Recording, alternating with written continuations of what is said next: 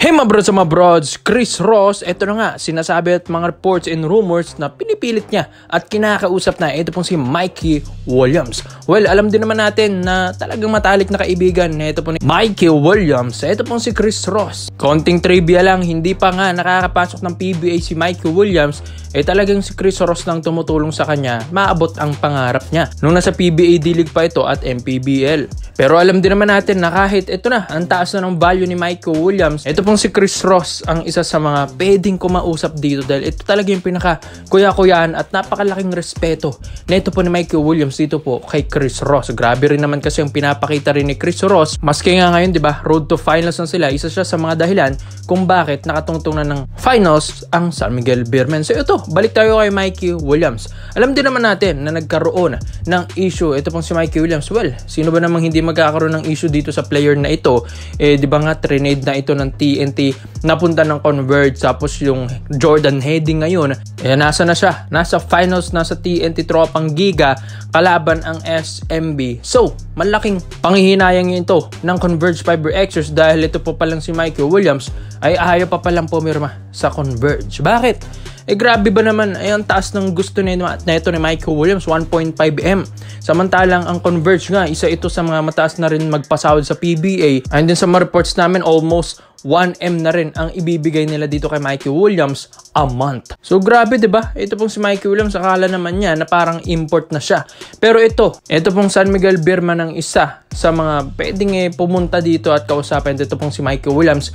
Kung ayaw niya talaga ito pong offer ng Converge, why not dito siya sa SMB na mas tataasan nila ng kaunti. Dito mas madidisiplina pa siya ni Chris Ross mga kabrods. Dahil alam din naman natin na ito pong si Mikey Williams may attitude dito. Pero kahit may attitude yan, despite na may attitude na ang ito pong lalaro na ito, pero mabibigyan ka naman ng kampyonato. Well, ilang beses ko na itong nasabi, 2 championship ba naman ang naibigay niya sa TNT Tropang Giga that time, tapos 2 pa doon. Siya naman ang naghari as a finals MVP. So in short, isa siya sa mga bumuhat ng TNT. Paano pa kaya kung mapunta pa ito ng San Miguel Beermen na super studded ang lineup ngayon na nasa finals against TNT, tapos dito mapupunta si Mikey Williams. Kung napa-champion nga dati ni Mikey Williams ang TNT na hindi masyadong magandang lineup, paano pa dito sa SMB na napakaganda ng lineup mga kabrods? Syempre, lalo na para ka talaga merong 2 import next conference dito sa San Miguel Beermen. So ito pong si Chris Ross, alam din naman natin na assistant playing coach dito sa San Miguel Beermen.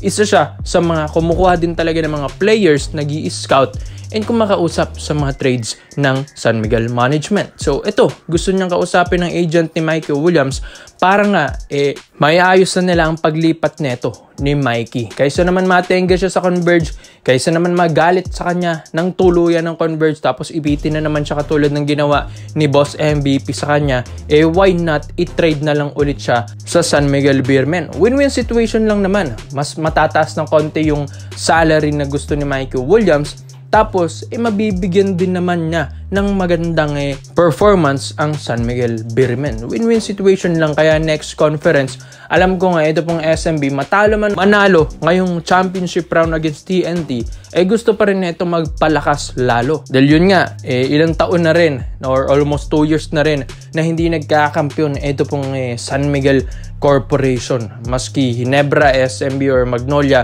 wala pa mga kabrods, for finals lang sila dahil lagi silang kinakana ng MVP group. Kung mga bros, sa tingin nyo ba ito pong superstar na si Mikey Williams, mas lalakas bang San Miguel Beermen once na ni-recruit na ito ni Chris Ross? Kaya komento mo lang ang opinion mo dito mga bros at isa-isa natin yan.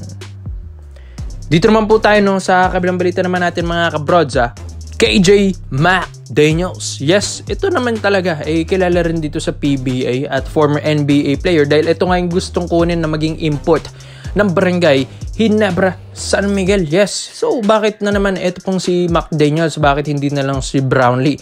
Mga kabrods, gusto rin kasi ng Ginebra na bumawi ng bumawi next season. Dahil nga, di ba, dismayado sila, hindi nakatungtong ng championship round. Hindi matanggap ni Coach Tim Coon, kaya todo magpalakas ngayon ang Ginebra. Kaya gusto nila si KJ McDaniels over Justin Brownlee mga kabrods dahil gusto na lang subukan ito pang manlalaro na ito. Former NBA player at isa pa dito, kaka-champion lang nito sa Indonesia. Sa IBL or sa Indonesian Basketball League mga kabrods. Kaka-champion lang nito 2024 to 2025 tapos siya pang tinanghal na IBL Most Valuable Player. So, ito, sa edad ng 30 years old, ito pong si KJ McDaniels, dito nga nakita ng Ginebra na prime na ito po ni McDaniels. Yes. So, dami-daming pinaglaro na ito sa PBA, nasa TNT na ito dati. Nag-NLEX na rin, tsaka Meralco Bolts. Pero, itong season, itong year ni McDaniels ay kakaibang manlalaro na ito mga kabrods. Mas malakas na siya ngayong taon at ito na-boost pang kanyang confidence dahil ito ng pinakaunang kampeonato niya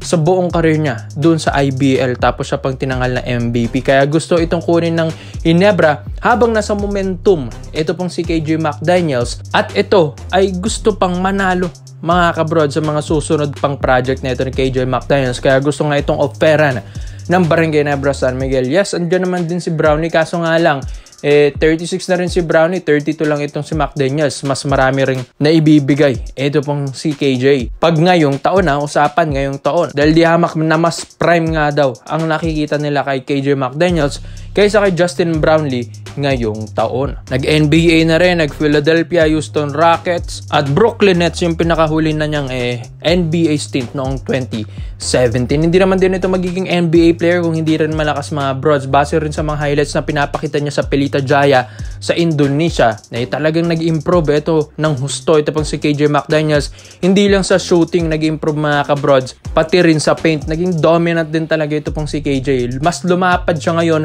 mas bumilis at ito na ata yung taon na pinaka magandang shape ni McDaniels at napaka-athletic talaga ng manlalaro na ito. Maski blocks, maski rebounds, ibigay mo na lang sa kanya dahil grabe rin talaga maglaro ito pong player na ito. Maski hustle, yung seriousness na ito, every game ay naandyan na mga kabrods. Kaya mas nag-improve lalo ang isang KJ McDaniels dito sa IBL. Kung basehan naman ng height, magkasing height lang din naman sila ni Brownlee, 6'6". Kaya pasok na pasok ito pong si KJ dito sa atin sa paparito ng Governors Cup 2025. Alam din naman natin ng Ginebra, gustong-gustong bumawi at gusto nila magandang option na import na.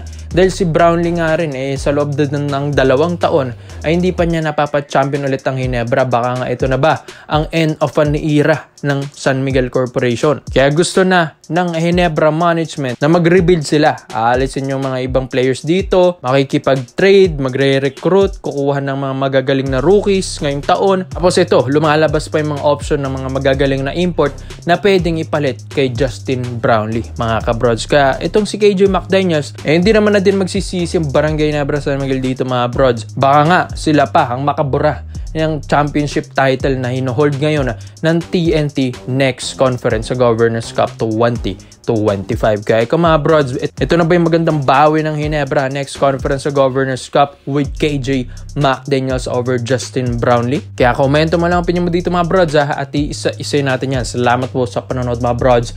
This is Kings Basketball. Yun lang. I'm out.